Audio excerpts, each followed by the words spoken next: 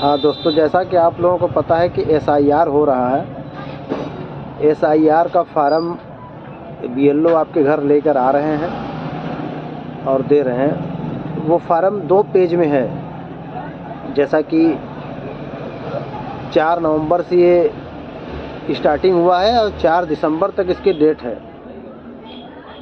और निर्वाचन अधिकारी, जिसे बहुत सी भ्रांतियां लोगों के दिमाग में है, कन्फ्यूज़न है कि इस फार्म को न भरने से नागरिकता चली जाएगी, नागरिकता ख़त्म हो जाएगी। ऐसा कुछ भी नहीं है। आपको फार्म लेना है बीएलओ से। बीएलओ का आपके फार्म पे नंबर है, उनका नाम भी है। और फार्म को भर के बीएलओ को एक फार्म देना है और एक फार्म आपको अपने पास रखना है, मगर बीएलओ के साइन के साथ उनसे रिसीविंग करा के एक फार्म को आपको अपने पास रखना है। इसलिए कि फ्यूचर में बाई चांस आपका निर्वाचन के लिस्ट में नाम नहीं आया तो आप ये दावा कर सकते हैं कि हमने फार्म भरा था। आपके फार्म पे नाम नंबर बीएलओ का है, आप किस बीएलओ को दिए थे फार्म भर के, ये सब सारी चीज़ें आपको पता रहेगी। और दूसरी चीज़ कि कुछ लोग के दिमाग में ये है कि अभी जिन लोगों का नाम नहीं है इसी फार्म में नाम भी जुड़ जाएगा, नया लोगों का नाम फार्म भरा जाएगा। जैसे जो लोग वोट अभी नहीं दिए हैं, उनकी उम्र हो गई 18 साल, तो उनका अभी इस फार्म से कोई लेना देना नहीं है। उनका जो कार्यक्रम चलेगा वो करीब 9 दिसंबर से 9 जनवरी तक चलेगा। उसमें फार्म 6 मिलेगा। फार्म 6 को भर के वो अपना नाम निर्वाचन की लिस्ट में जुड़वा सकते हैं। और जिनका नाम कटना है, जैसे जिसके दादा दादी जो भी लोग गुजर गए हैं, नाना नानी, जिनका नाम कटवाना है वो भी 9 दिसंबर के बाद ही होगा। 9 दिसंबर से लेकर 9 जनवरी तक उसके लिए फार्म 7 लगेगा। और इस सब सारी चीज़ों को, बहुत ही दिमाग में लोग कन्फ्यूज़न है, उस चीज़ को दूर करने के लिए आप लोग को हम एक वीडियो दे रहे हैं। इस वीडियो को बहुत ही गौर से देखिए, बहुत सारी कन्फ्यूज़न दूर हो जाएगी। ये उत्तर प्रदेश की निर्वाचन अधिकारी हैं, इनका वीडियो आप बहुत ही गौर से सुनिए, बहुत सारी कन्फ्यूज़न दूर हो जाएगी। हमारे साथ उत्तर प्रदेश के मुख्य निर्वाचन अधिकारी नवदीप रिंधवा जी इस वक्त हैं। सर, एसआईआर की प्रक्रिया चल रही है, आपसे जानना चाहेंगे कितने चरण में होगी, कब से ये शुरू हुई, कब तक चलेगी? क्योंकि लोगों के मन में कन्फ्यूजन है कि अगर उनके यहाँ बीएलओ नहीं पहुँचता है तो कहीं वो समय सीमा ना निकल जाए। देखिए, हमारे 2 चरण हैं इसमें। पहला तो है 4 नवंबर से शुरू हुआ था और 4 दिसंबर, जिसमें हाउस टू हाउस बीएलओस को जाना था और घर घर जाके जो 2025 की वोटर लिस्ट में जिन मतदाताओं के नाम थे उनके एन्यूमरेशन फॉर्म उनको जाके उपलब्ध कराने थे। और फिर उन मतदाताओं के हस्ताक्षर किए हुए एन्यूमरेशन फॉर्म वापस कलेक्ट करके 9 दिसंबर को हमारी ड्राफ्ट वोटर लिस्ट यूपी की प्रकाशित होगी। दूसरा चरण फिर 9 दिसंबर से शुरू होगा, जिसमें ऐसे लोगों को, ऐसे निर्वाचकों को जिनके फॉर्म तो आए लेकिन उनका 2003 की वोटर लिस्ट में नाम नहीं था, उनको एक नोटिस जाएगा। उनसे अपेक्षा की जाएगी कि अगर उनका 2003 की वोटर लिस्ट में नाम था तो वो डिटेल बताएं, या एक 13-14 डॉक्यूमेंट्स की एक लिस्ट है वो अवेलेबल कराई जाएगी, उनमें से कोई एक दस्तावेज दे दें।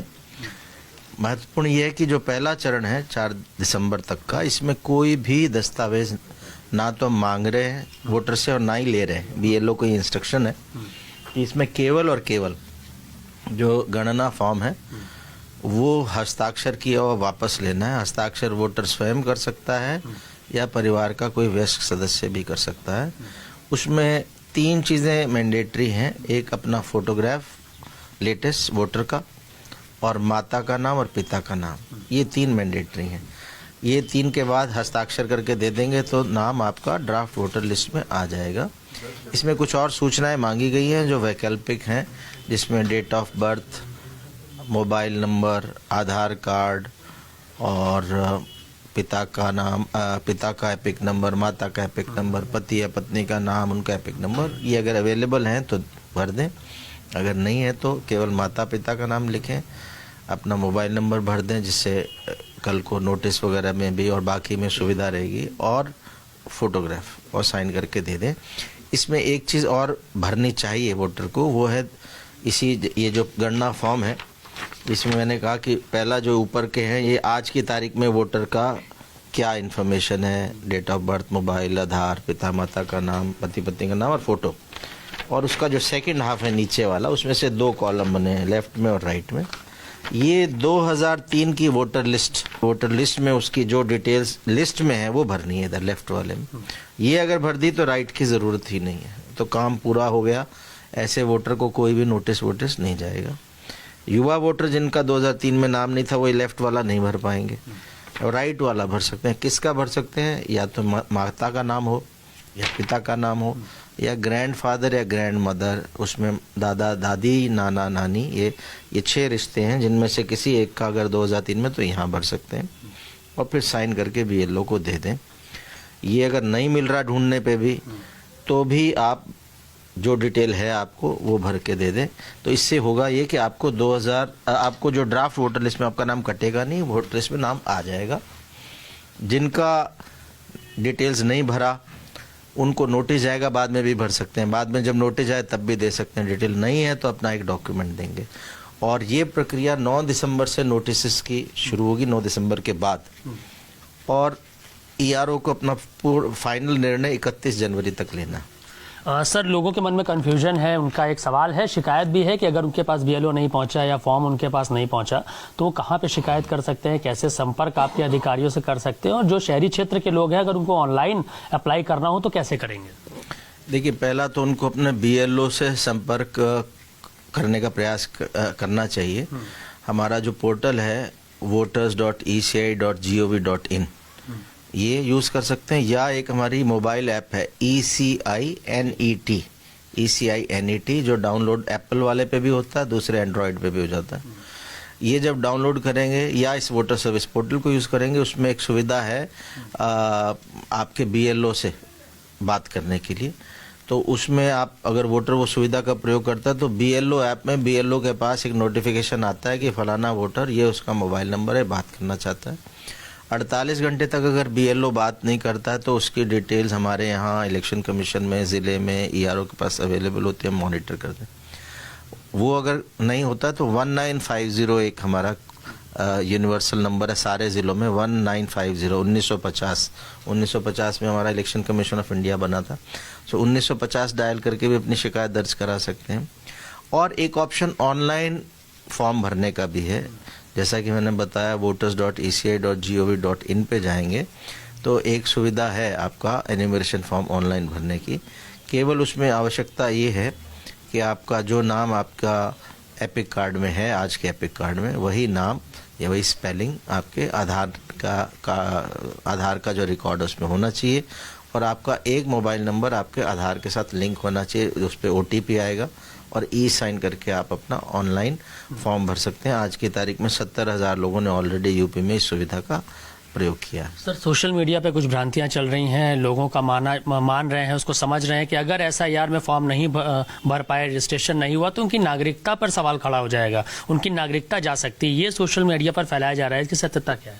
नहीं, बिल्कुल ऐसा कोई चीज़ सही नहीं है। ये इसका पूरी एक्सरसाइज का उद्देश्य केवल और केवल वोटर लिस्ट को प्योरीफाई करना है, शुद्ध करना है। जो नाम अनावश्यक इसमें है, यानी मृत लोगों के नाम, डुप्लीकेट नाम, यहाँ से परमानेंटली शिफ्ट हो चुके लोगों के नाम, वो हटाने का है। जो लोग वोटर लिस्ट में नहीं है उनका नाम जोड़ने का है।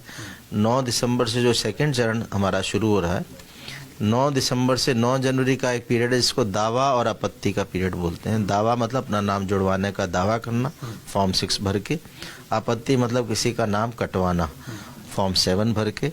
तो ये 1 महीना उसके लिए मिलेगा जिसका नाम नहीं है। और अगर किसी का नाम नहीं है, ये नागरिकता से नहीं जुड़ा हुआ इस सेंस में कि जिसका नाम नहीं आया, कोई नहीं भर के भी दे रहा, सपोज कि मैं नहीं, क्योंकि आप मजबूर नहीं कर सकते कि आप वोटर लिस्ट में आओ या फॉर्म, इसमें पहला कदम वोटर को लेना पड़ता है। फॉर्म 6 भरता है तभी नाम आता है। सो ऐसा नहीं है कि आपका नाम नहीं आया तो ये माना जाएगा कि आप नागरिक नहीं। सर कुछ पॉलिटिकल पार्टीज चाहे सपा हो, कांग्रेस, बीजेपी का जो विपक्ष है वो कह रहे हैं कि एसआईआर इसलिए कराया गया, बिहार में हुआ, कराया जा रहा है कि कुछ लोगों के नाम काटे जा सकें। तो ये भी थोड़ा सा लोगों के मन में संदेह है इस बात को लेकर, क्या नाम काटने को लेकर ये सब कुछ हो रहा है? देखिए, जब सबसे पहले तो बिहार राज्य में ये हुआ था और बिहार राज्य में जब ये कंप्लीट हुआ और उसके बाद अभी हाल ही में चुनाव हुए हैं, तो हमने देखा कि ऐसी कोई शिकायत बड़े पैमाने पर नहीं आई कि लोगों के नाम काट दिए गए हों।